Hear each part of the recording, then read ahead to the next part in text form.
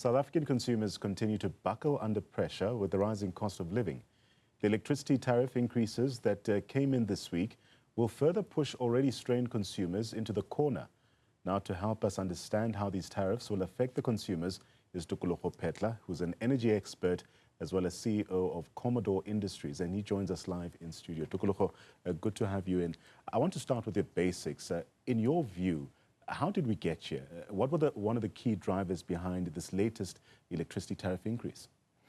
Look, I mean, I think the contributing factors, firstly, good evening. Thank you for having us. Good evening to the viewers.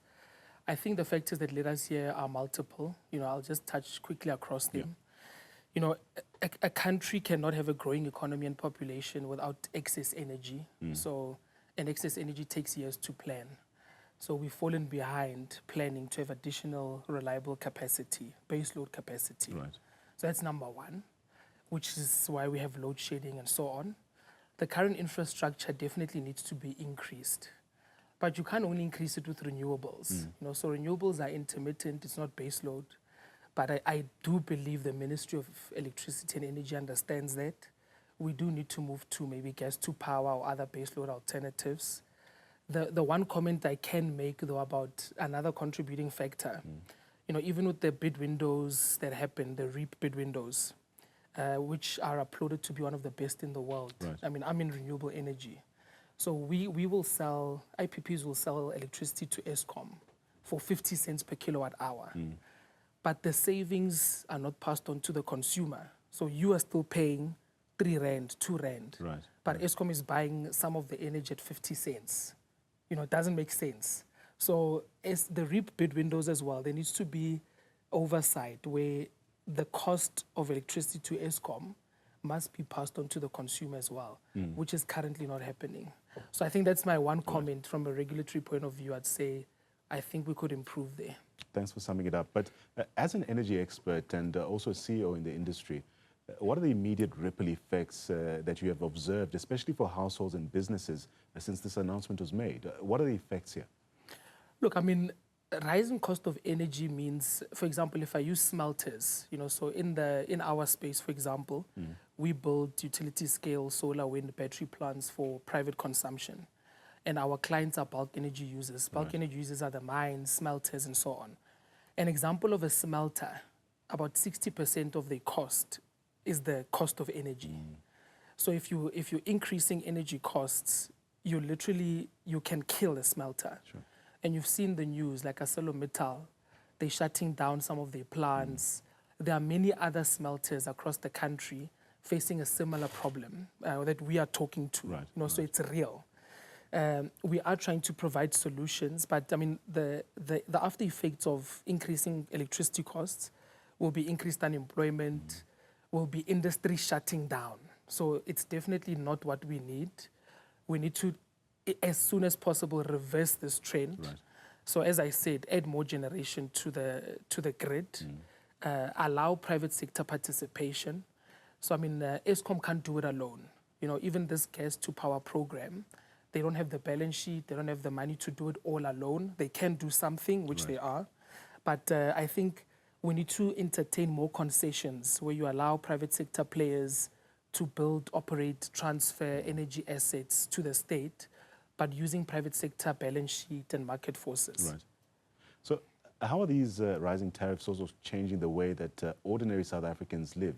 Are we seeing a difference, especially with these rising costs? But are we seeing a shift in consumption as well from households?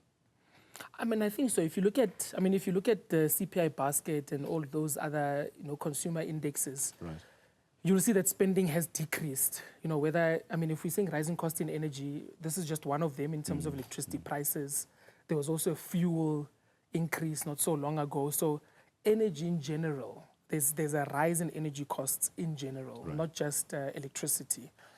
And I think, the contributing factors to that are multiple. We've mentioned some of them. It has a negative impact on livelihoods, in the country. So I view my job, it's not just the business or our company or what we do, but it's actually a personal responsibility to the nation. So I take it as a personal responsibility.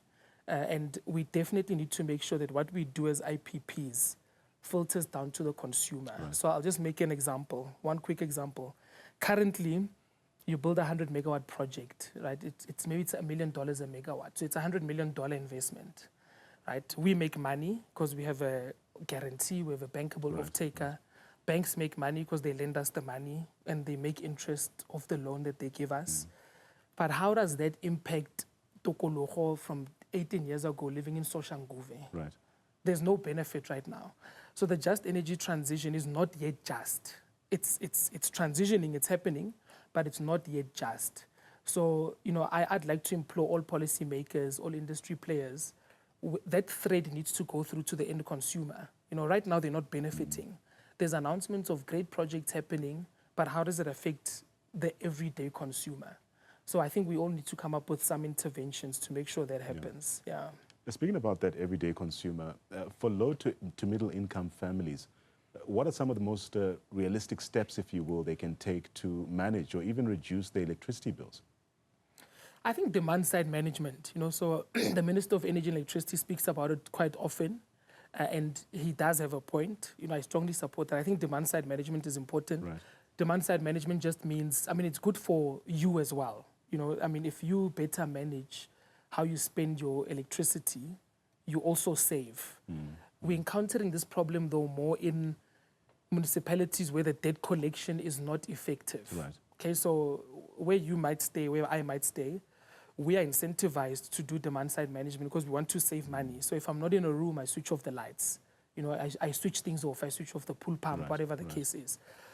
Well, this problem emanates mostly from municipalities where they're not collecting the electricity bills. So there's a debt, there's a revenue collection problem. So probably the way to solve the issue is to start with more effective revenue collection mechanisms, which can be done through smart metering, and there's a RT29 smart meter rollout right now that Eskom is doing, which is commendable. That's step one to solving the problem.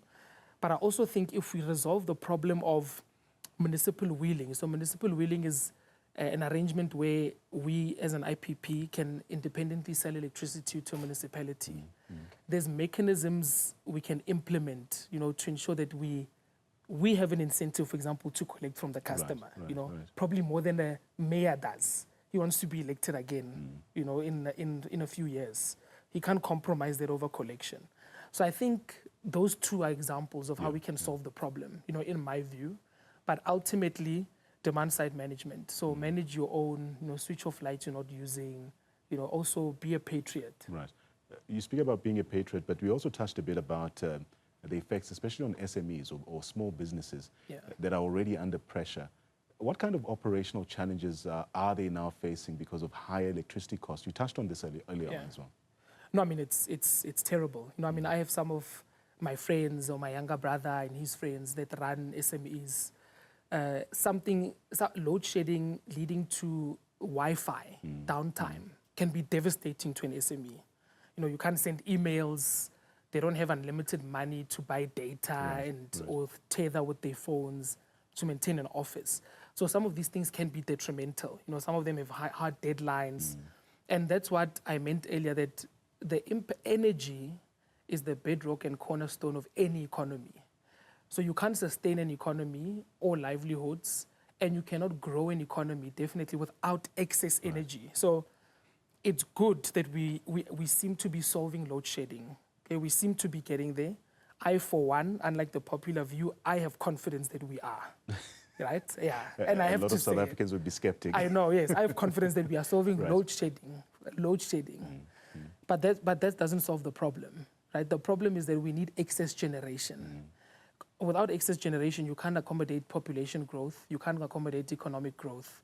So we are far from getting out of trouble. We need excess power. Tokologo, as we start winding down our conversation, could we see a situation where some businesses, for instance, are forced to scale down or even shut down due to this unsustainable energy expense? Yeah, and it's happening already, as I mentioned. So smelters are definitely starting to scale down operations. There are many mines that are also starting to scale down operations, particularly in sectors like precious metals, where the global market price is volatile. That compounded by uncertainty of energy supply makes some of these businesses not feasible. Right. You know, so we're starting to see it a lot, you know, and when you're negotiating with a mine, for example, and I won't mention them here, but I mean, it's big listed mining companies, and they tell you that, look, we can't commit to a 10-year energy supply agreement because we don't know if we'll be in business for that long.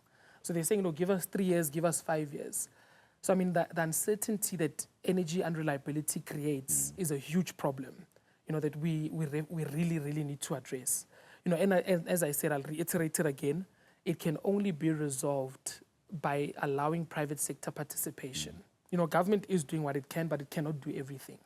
You know, in my view, renewables are helping, but they're not the final answer. The real answer here for, you have to replace baseload with baseload, right? So if you're taking off coal-fired power stations, you can't replace them with solar or wind. You can't. It's not baseload. You need to replace them with like for like. The only like right now is gas. It's gas to power. I'm concerned that as a nation, we're not rolling out gas to power fast enough. There are many permitted projects that are ready to go that are not being implemented for whatever reason. You know, I mean, the gas bid window 1 has been running for over a year now. It hasn't closed. It's being extended and extended and extended. You know, so I feel that all stakeholders like the IPP office, ESCOM, the Ministry of Energy and Electricity, we need to take our gas program serious now. I want us to crystallize that point.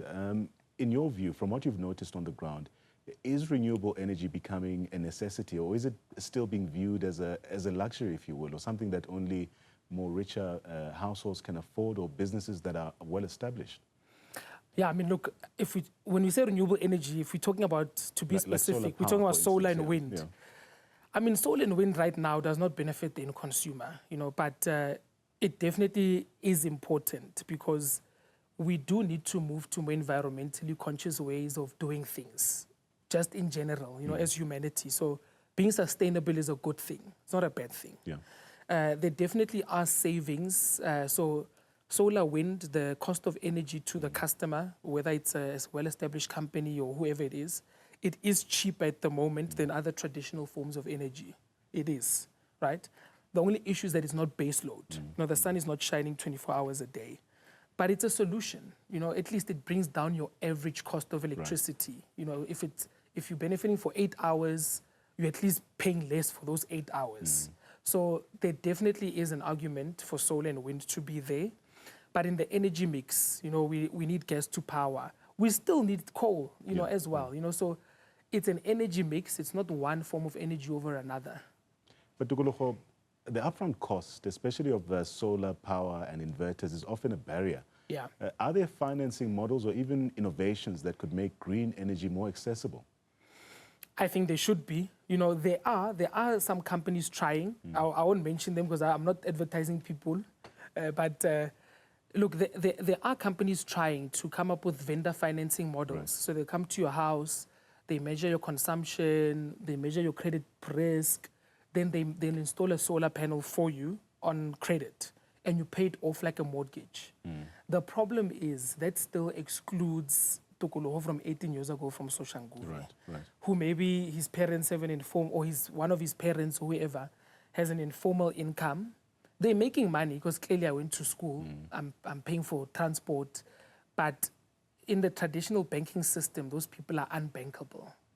You know, so I think the solutions we need to see now, if we're being inclusive and deliberate, we need to find a way to bank the people that we unfairly call unbankable.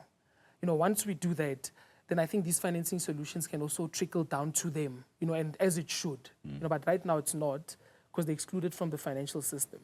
Tokologo, thank you so much for your time and sharing your perspective. That's Tokologo Phetla, who's an energy analyst, giving us his insights, of course, on the rising tariffs, but also the effects on households as well as businesses.